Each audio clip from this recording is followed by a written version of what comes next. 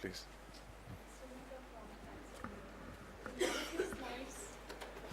I'm Sunita from Times of India.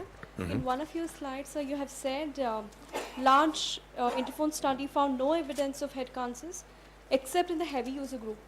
Are you trying to say that in case of excess of use, there could be causes? Because there's a sentence which says except in the heavy user group.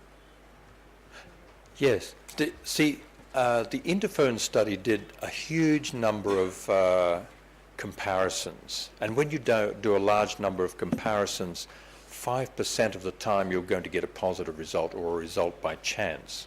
Now, in this case, because I know all of the authors of that interphone study, they saw that this positive result, and they said it was an indication.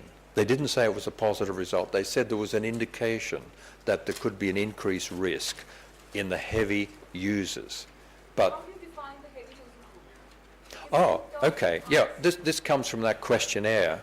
The questionnaire is quite a complicated thing, but in general, when someone says that they use a mobile phone maybe once a week, they put them in the low category. If they say that they use the phone every day, once a day, it's sort of a medium category. If they say they use it 10 times a day, they'll put it in the heavy user group. That's a simplification, but they categorize the exposure groups. And there was an indication when there was a very high exposure group that there could have been an increase in glioma. And so they started investigating that group. What did they say that put them into this very high exposure group? And when people say that they used it for 12 hours a day for 10 years, it's not believable. But that's the group that they're in, that's what they're saying. Because you can't validate, you can't check whether they really did use it for that length of time or that often.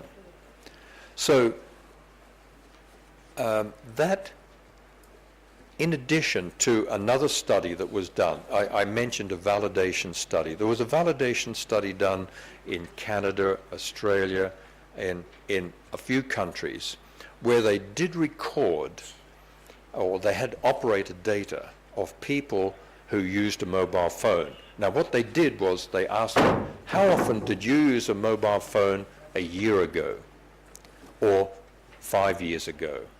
And in those countries they did have data on that person's use. So they compared what they said and what they actually did. And they found this bias. People with the brain cancers were actually biasing, saying that they used it much more than they really did. And that was then the cause of that positive result or indication that there was an increase in glioma risk from heavy use. So it's purely a bias in the epidemiological study.